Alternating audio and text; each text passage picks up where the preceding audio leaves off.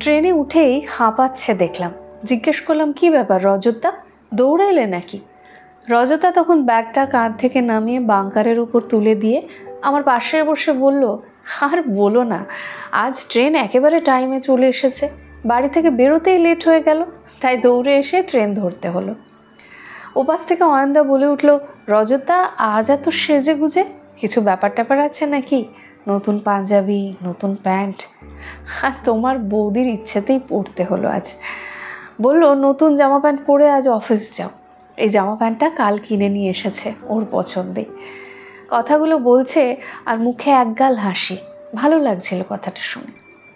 রজতদা রেলে চাকরি করে, খড়গপুরে পোস্টিং। আমাদের নিত্যদিনের ট্রেন সফরে রজতদা আমাদের সঙ্গী। পরিচয় হয়েছিল ট্রেনে বছর 2 আগে। তারপর থেকে বন্ধুর মতো মিশি, হাসি খুশি আমোদে মানুষ। যাই হোক, রজতদার কথা শেষ হতে না হতেই অয়নদা আবার চিমটি কাটা কথাটা বলে উঠল। বলল, বৌদি তো তোমার মন রাখার জন্য এসব তো করে দেবেই। সবাই তো আসল সত্যিটা জানে না। সকাল সকাল এত কাজ করে আসতে হয় রজতদাকে। এই আনাজ কেটে দেওয়া, মাছটা ধুয়ে দেওয়া, আটা মেখে দেওয়া, কত কাজ রজতদার। রজতদা এমনিতেই ঠান্ডা মাথার মানুষ, কারো কোনো কথাতেই সেভাবে রিয়্যাক্ট করে না। কথাটা শুনে হেসে উঠল। তারপর বলল, আমি কি একাই করি? সে তো তুমিও বাড়ির কাজ করো। অয়নদা টোন কেটেই বলল, আমার কথা বাদ দাও, আমার বউ তো ওয়ার্কিং লেডি, তাকে তো হেল্প করতেই হবে। কিন্তু বৌদি তো হাউস ওয়াইফ, তারপরেও তুমি ওকে হেল্প করো? হেল্প যখন করতেই হবে, চাকরি করা মেয়েকেই বিয়ে করা ভালো ছিল, কি বলো সবাই? অয়নদার এমন কথা শুনে রাগ হচ্ছিল।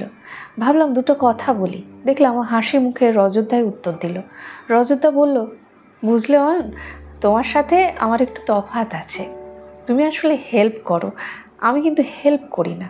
আমি নিজের কাজ মনে করেই নিজের কাজটা করি। সংসার তো ওর একার নয়, আমারও। আমার ছেলে মানে ওর ছেলে, ছেলেকে খাইয়ে দিই মাঝে মাঝে, স্কুলে যাওয়ার জন্য আমি রোজ সকালে রেডি করে দিই। তার মানে কি আমি হেল্প করছি?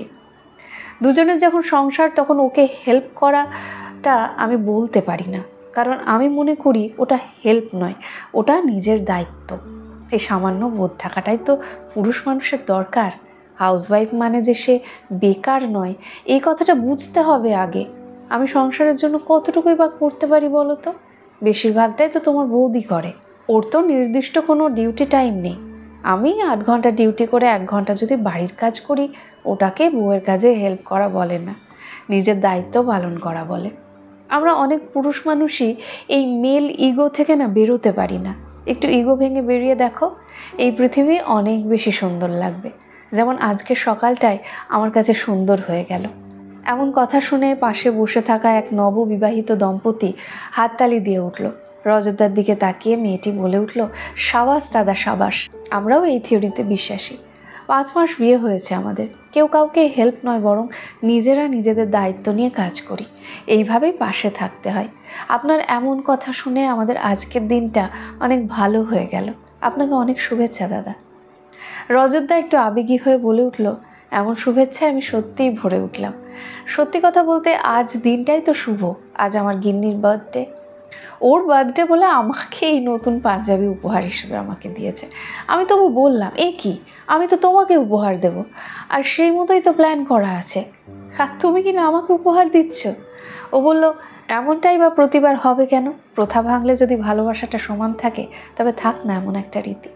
আজ সন্ধ্যায় অফিস থেকে ফিরলে ও নিয়ে যাবে আমাদের রেস্টুরেন্টে। ওর এমন শুভ ইচ্ছায় আমিও আর অরাজি থাকিনি। এটা বুঝলাম, আনন্দ ভাগ করে নিলে দ্বিগুণ আনন্দ ফিরে আসে। রজতদার এমন কথায় আরও একবার মন ভরল। যতটা শ্রদ্ধা ছিল বেড়ে গেল আরও। রজতদার মতো মানুষের সংখ্যা যত বাড়বে, তত পারস্পরিক বন্ধনটা সুদৃঢ় হবে, সংসারের সুখ শান্তি বজায় থাকবে বেশি।